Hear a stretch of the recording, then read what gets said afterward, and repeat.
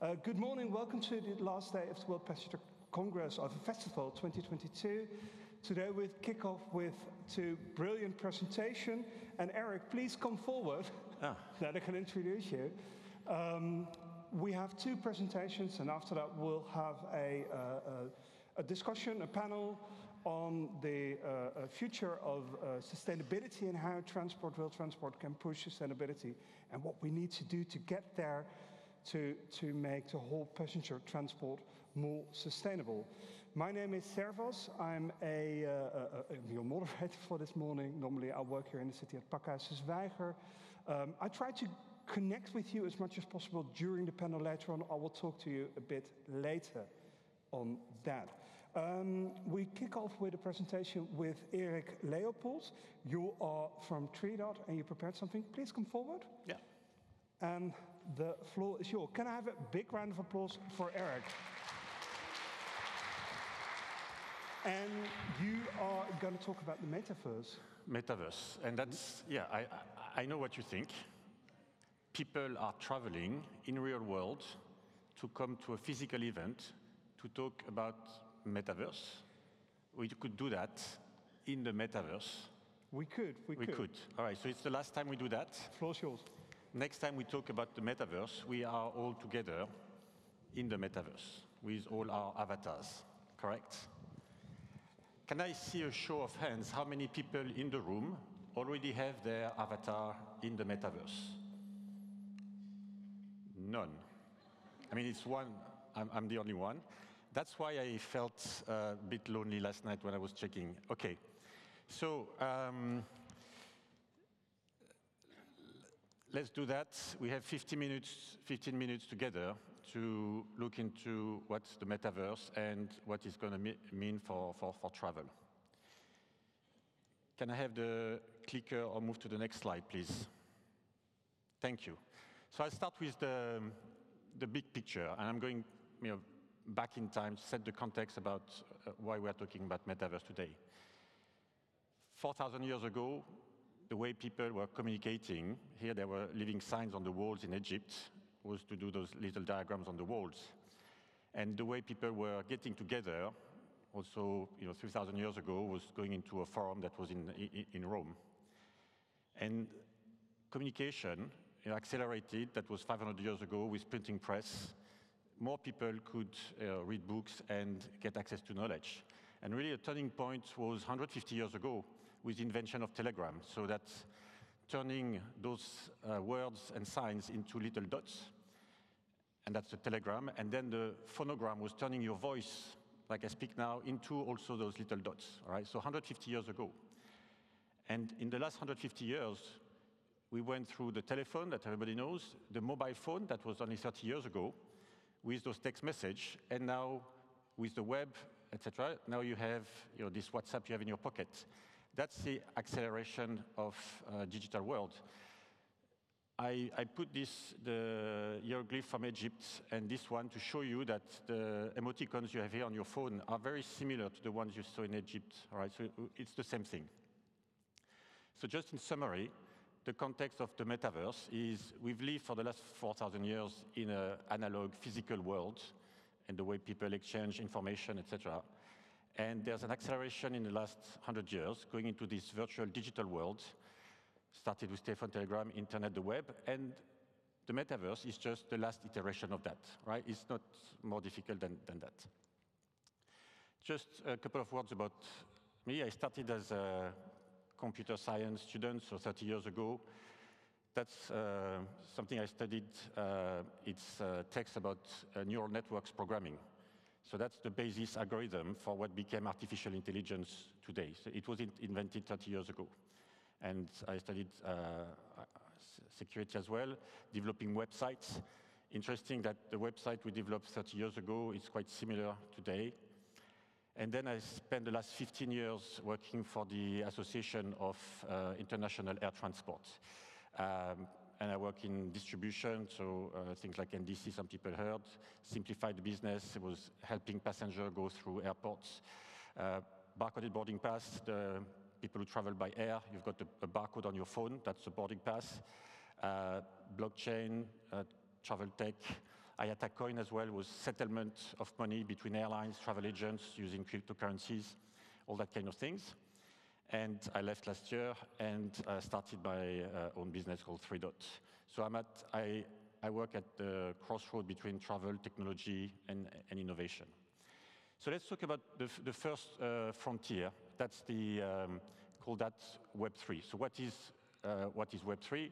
Simply is the third iteration of the web. Web started in the CERN in Geneva, almost 30 years ago, and there was a second iteration.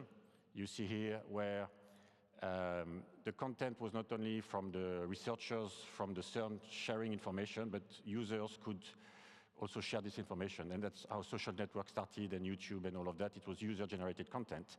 And now there's a third iteration where you can own your data, and I'll explain a bit later. But what it means is that where we are in that third generation of the web, and you see those two scales here, you see the way internet started and developed in the world. And today, you see on the Web3 where we are. So where we are today in 2022, it's the same development that the internet had in 1996. So if you remember, when you looked at the web in 1996, it was very basic. It was the first web page I was showing you. That's where we are today with the Web3 and what I'm going to talk about Metaverse, right? So that's why it looks very basic today, but in the next generation, it will develop a lot.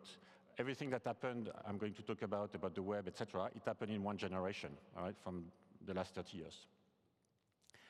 So that's a summary of the 3 phases of development of the web. First decade, World Wide Web, it was called World Wide Web.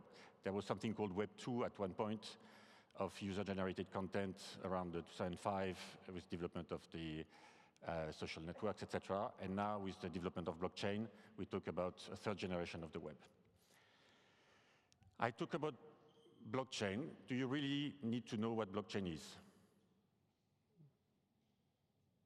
No, I mean, when you use your mobile phone, when you use your web, you don't know how it works behind. So you don't really need to know, all right? You just need to be reassured that it works, it's safe, because everything you are going to do on the Web3 with blockchain, you are going to move money, you are going to send money to people, you are going to show your ID, you are going to do all of that. You just need to know that the technology is safe, but you don't really need to know how it works.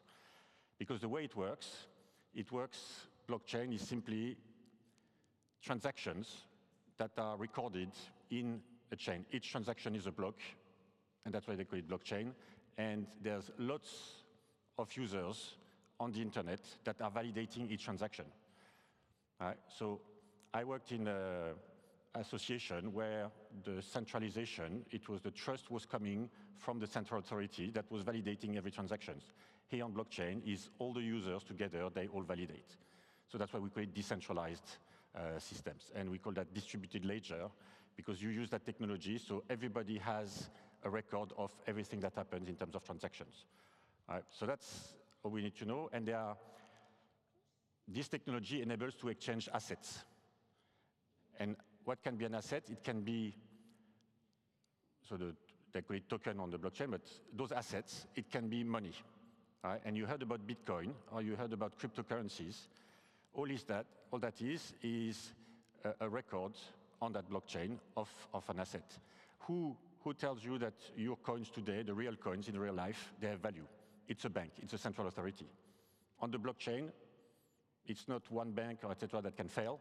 It's all the computers that are connected that tell you that it's really a coin. So that's your coins. And then there are other types of assets which are unique. You know, a coin, I can give you a coin, you give me another coin, they still have the same value, it's just a coin is fungible. And there are some things that are unique, like a work of art. So we call that non-fungible tokens, and they call that NFT. So that's the building blocks. All you need to know about blockchain is that it's building blocks of technology that are going to enable many new things that the web did not enable. The web was just between scientists to exchange information, so it was not about money, it was not about transactions, it was not about all that.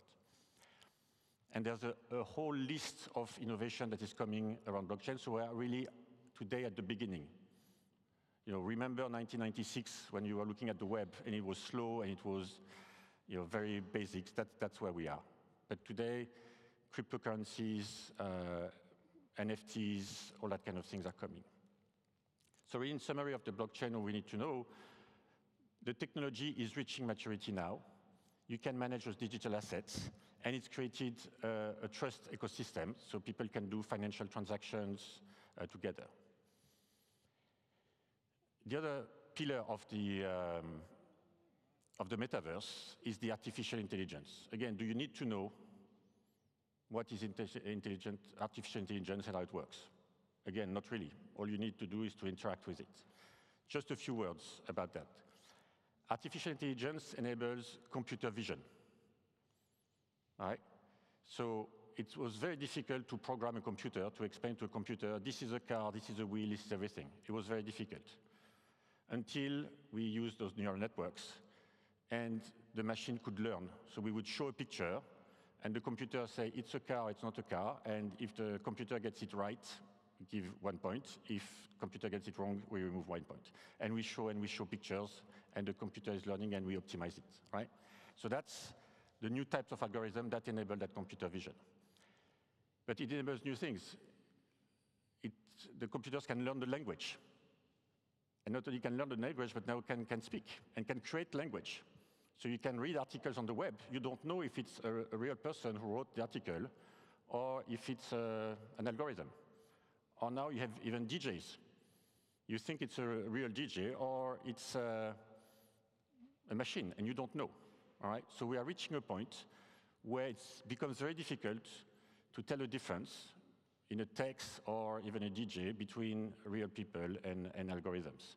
So that's what artificial intelligence is enabling. And also with artificial intelligence, there's a lot of progress that are coming. So compared to blockchain, artificial intelligence, I would say it's very mature in the sense that 30 years ago when I was working on that, I was pressing a button. I had to wait the whole night, come the next morning to see the network that was optimized with better quality. Now it's real time. You can adjust in real time your algorithm. So the progress is huge. So it's a revolution in programming, and it's really the ability to create interaction, feels like human interaction, but it's machine behind, so works at scale. So that's all we need to know. To me, that's the two key pillars. The third pillar, I don't talk about it now, but it's 3D and virtual reality. All right, that's the third pillar of the metaverse. So what it looks like, this is coming from Fortnite, that's a concert, and you have real people and avatars mixing into 3D worlds. I didn't show the video here, but I encourage you to go online, go to Fortnite, go to all the other websites I'm going to mention today, and you can see it for yourself and you can experience it. And there are totally virtual worlds that are created. This is Nemesis. There are many other virtual worlds where people can meet, can interact. So in terms of pillars, I mentioned all that artificial intelligence, also virtual reality, and the ability to have assets, to own assets, to exchange, make transactions, everything digital in that world. What's fascinating there is there are always people asking, is this really going to happen? And here there are some interviews with people who give their predictions. What are going to be the key moments in the development of the metaverse? And I just take a couple of ones from those interviews. One say, the next time we will have a capsule landing on Mars, all right, that will be a key event. And people are going to experience it in the metaverse. Like in 1969, when there was Apollo on the moon, that's where people were watching it on TV. On Mars, it will be in the metaverse that people will experience it. The other thing is that they are tracking how much time people spend in the metaverse. Like kids spend time on their phone today. In the future, they will spend time in the metaverse. And when people will spend more time in the metaverse than in the real world, that will have an impact on everything physical. All properties physical will start losing value, and the metaverse will gain value. And I know it sounds crazy today. It was crazy when the first websites were created, and people were selling URL, domain names, like booking.com, and say, why would somebody buy a domain name? It's an address in a virtual world. It has no value. Booking.com has no value. And then when the whole web started growing, then the domain names had value. So where the metaverse is developing, it's mainly in gaming, in social media, in education, co-working, all those areas. And you need to, the way you're going to interact is using avatars, and the brands are developing in the metaverse, and you can spend money, buy land. So there's a whole economy starting there. So really, in summary, there's a physical world that you know, the real world, and we are building a virtual world that is the mirror of that physical world, right? So that's why I said in the beginning, happy to meet with you today in the physical world, maybe next time in the real world. So in summary, it's really early days in the metaverse. It's developing. It's about personal interactions and about creating virtual worlds. In the travel space, you've got Qatar Airways, for example, created avatars in the metaverse. You can create your own space there. I created mine. You have digital worlds, like digital twins of the real world. So this is Singapore. You can buy land in that digital world, or you can create space as well. Here's a sandbox. So now you say, what do I do with all that? Do I wait for the next generation? There's many things going on in the world in technology today, but the metaverse is one of the key trends. And you can be like Bill Gates in 1995. I have 2 more slides. I'll be there. No pressure. Bill Gates in 1995, the question was, what is this new thing called the web? All right? And what he was told is, say, oh, but you can watch a baseball, you can listen to the score of the baseball game in real time. And the interview was, but does radio ring the bell? You've got radio, why do you need the web? So it's a bit like today, you know, you've got a phone, why do you need a metaverse?